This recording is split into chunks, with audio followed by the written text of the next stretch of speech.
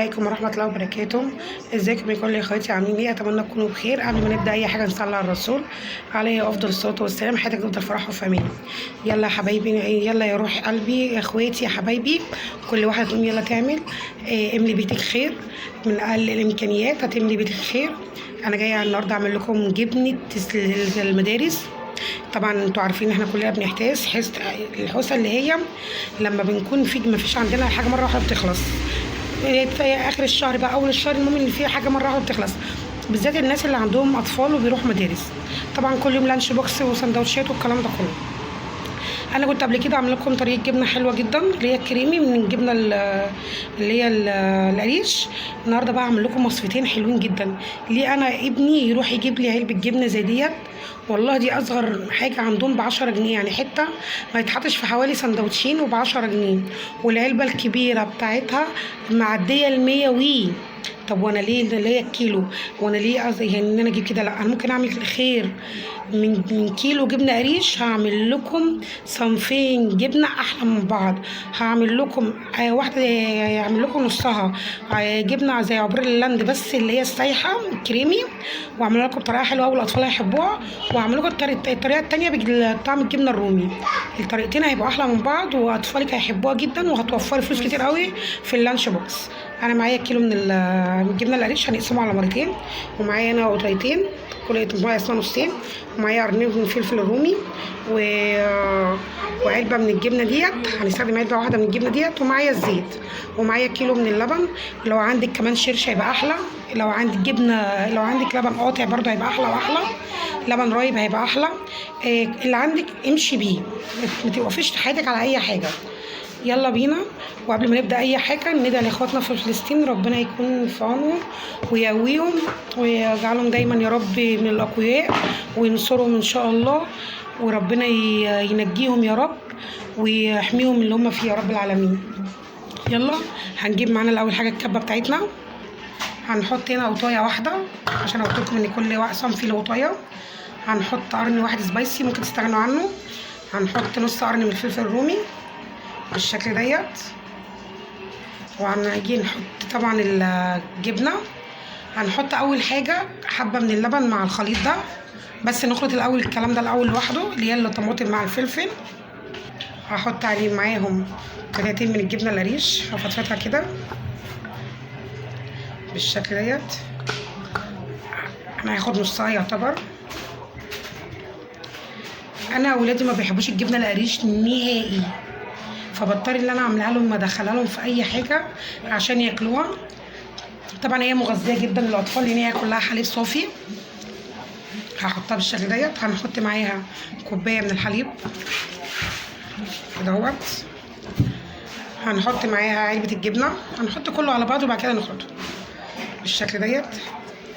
دي علبه من الجبنه الفيتا اللي هي 10 جنيه. انا حاطه بس ان هي تديها طعم الفيتا. هنحط بسيط قوي من الملح عشان طبعا الجبنه القريش مملحه اهيت. هنحط ربع معلقه ربع معلقه من الكبيره من الفلفل الابيض مش الاسمر عشان ما يسمرش الجبنه معانا اهيت بالشكل ديت. وهنضربها وهنحط بقى بالتدريج الزيت.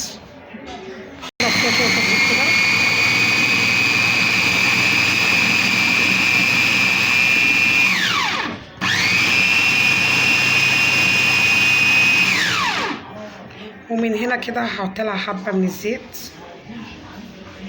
ما تكونش كتير بالشكل ديت.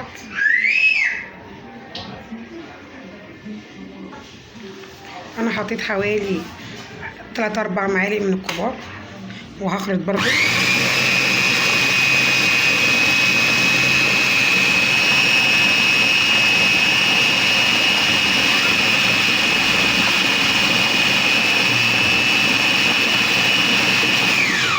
والله العظيم احلى جبنه تاكلوها.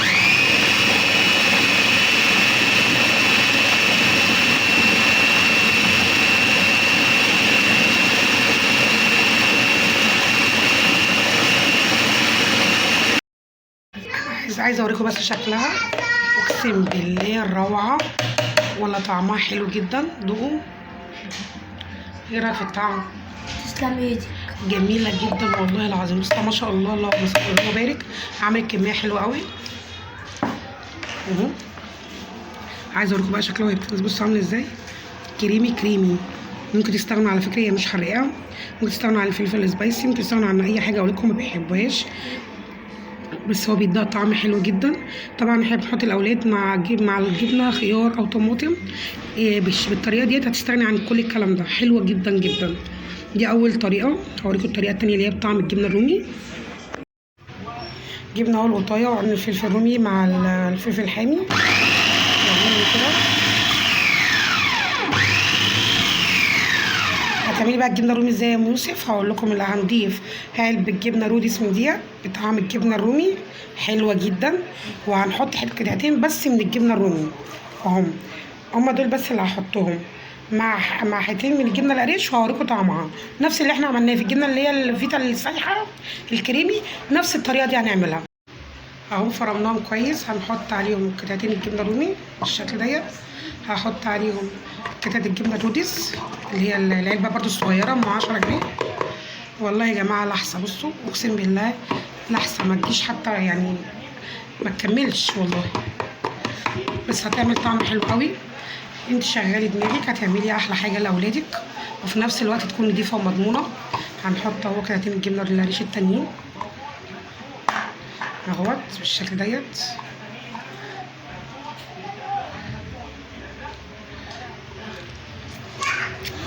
هنحط حبه من الفلفل الاسمر اللي هو الابيض قصدي، سوري اهمت، حبه صغيرين عشان ما يغماش الجبنه. وحبه من الملح صغيرين ما تكتريش. وحبه من الزيت هنحطهم بالمره هنا اهوت. وكوبايه لبن اهي حطيناه بالشكل ديت.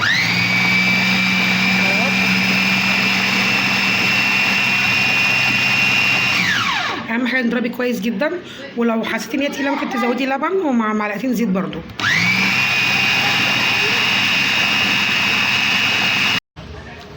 وده هو شكلها، اللهم بارك، بسم الله ما شاء الله.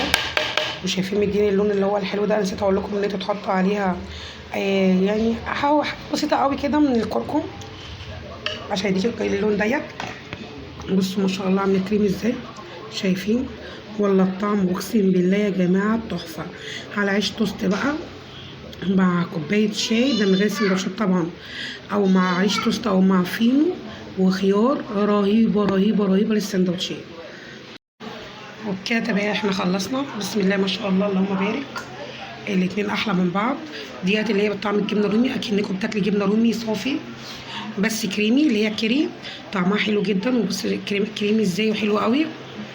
وديت الجبنه الفيتا اللهم بارك، حلوه جدا. انا من حوالي عيالي عمالين ياكلوها حاف، والله العظيم جميله قوي قوي قوي. جربوها وما خلصتش الكيلو عن شر، والله فاض معايا خرطه كبيره اهي سايبها لزوجي عشان بيحب ياكلها حاف كده. يعني اللهم بارك. عملت والله يجي حوالي 2 كيلو من الجبنه دي بطعم الجبنه الرومي. والله الكاميرا ظلماها، اقسم بالله الاضاءه مش حلوه عندي، والله نفسي ادوقها لحبايبي كلهم يعملوها، حلوه جدا. دي بطعم الجبنه الرومي، اكنك بتاكلي جبنه رومي خالص. وديت اللي هي الجبنه اللي هي الفيتا بس اللي هي كيري، عامله زي الجبنه كيري اللي هي كريمي بس بطعم الجبنه الفيتا. ودي بطعم. جربوها بقى كده وقولوا لي ايه رايكم. مستنيه تعليقاتكم. اللهم بارك. من كيلو الا ربع يعتبر جبنه قريش عملنا يجي 2 كيلو، والله دي يجي كيلو ما شاء الله. شايفين حجمها عامل ازاي؟ ودي برده كيلو ما شاء الله عليها، والله اكتر. عملنا منها كميه حلوه جدا. وجربوها في السندوتشات وقولوا لي رايكم. دمتم بخير يا كل حبايبي. السلام عليكم ورحمه الله وبركاته.